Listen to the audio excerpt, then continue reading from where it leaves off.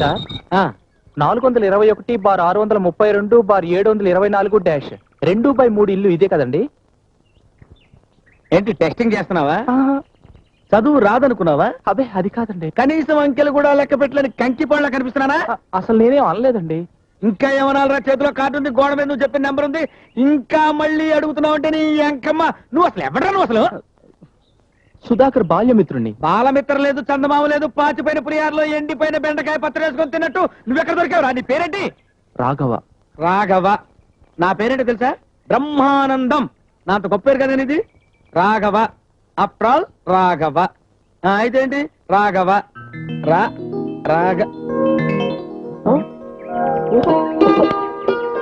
ఒరే రాఘవ, నువ్వా?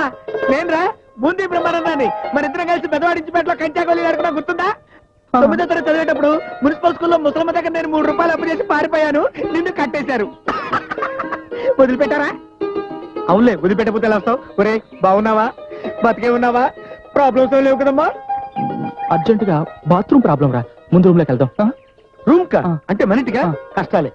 ఈ ఇంటి ఓనర్ గాడు 3వ వ్యక్తిని చూశాడంటే కొరివి కారాన్ని కుంకుడుగాయ రసంలో కలిపి తాగినట్టు గంతులేస్తాడు. ఒరే అర్జెంట్ రా. ఓ పని చేయరా, నేను పైకి వెళ్ళి నీళ్ళు తీసుకొస్తాను, నువ్వే చేచి. వద్దులే గాని ఇంటి ఓనర్ చూడకుండా సరాసరి స్ట్రైట్ గా లోపల పరిగెత్తుకెళ్ళి మంచం మీద నెల దుప్పటి ఉంటుంది, అదేరా దివిసీమలో తుఫాను బాధలకు ఇస్తామని కొట్టేశామే, అక్కడే ఉంది, వెళ్ళు. అలాగే.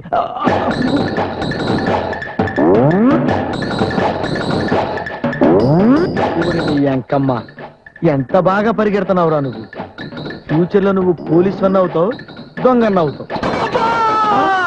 అమ్మో అబ్బా ఉండరా. ఏంట్రా ఇంత విచిత్రంగా ఎలా పడ్డారు అసలు? నేను గుద్దాను, వాడు పడ్డాడు. అదే కరెక్ట్. అమ్మో రేపట్లో కొట్టుకొచ్చారు.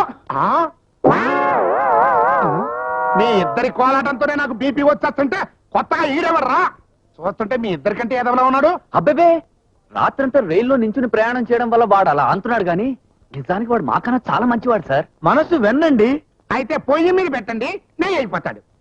కొత్తగా ఒక మనిషి ఎంటర్ అయితే మిమ్మల్ని ఇద్దరిని సెంటర్ లో పెట్టి చెడుగుడాలేస్తానని చెప్పాం లేదా? చెప్పారా? మాతో ఎప్పుడు చెప్పారండి? పెద్ద ఆయన చెప్పే ఉంటారు. ఎప్పుడు చెప్పారు సార్?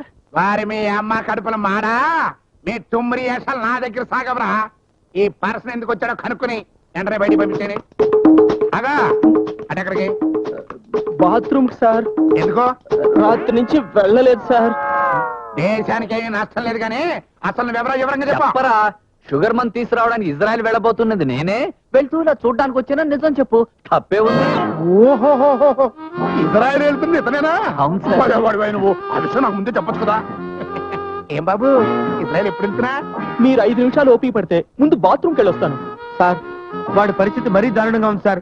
కాస్త అటో ఇటో ఏంటంటే ఇంట్లో తినాలి కూడా లేదు సార్. వాడిని వదిలేయండి. వెళ్ళు ఇదిగో పని త్వరగా పూర్తి చేసేసుకుని కిందకి రా, నీతో మాట్లాడాలి.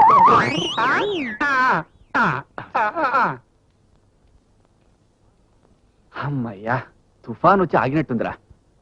ఒరే అసలు ఎప్పుడు గొడవ వచ్చినా నీ వల్లేరా. నేనేం చేశాను? వాడినేమో పరిగెట్టమన్నావు, ఆ ఊపిలో వచ్చి నిద్రపోతున్న నన్ను పడేశాడు. ఆ శబ్దం విని ఇంట్లో పరిగెట్టును పైకి వచ్చాడు. పరిగెట్టింది వాడు, పడ్డది నువ్వు, మధ్యలో నాకు లింక్ ఎడతావు ఎంకమ్మ.